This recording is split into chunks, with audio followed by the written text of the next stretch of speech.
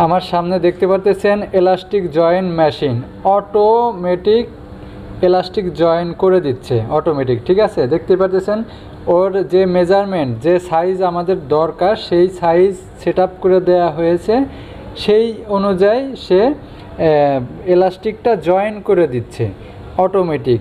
দেখতেই পাচ্ছেন কত দূরত্ব ইলাস্টিকটা জয়েন করে দিচ্ছে মেজারমেন্ট করে। দেখেন এইখানে প্যারামিটার থেকে এখানে সেটিংস করে দেওয়া হয়েছে।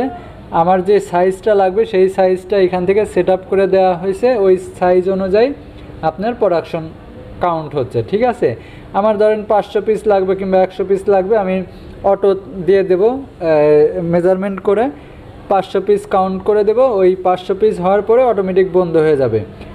আর আরেকটা কথা, যে ধরনের মেজারমেন্ট দিবেন আপনি সেই ধরনের মেজারমেন্টই এই মেশিনে নিতে পারবে।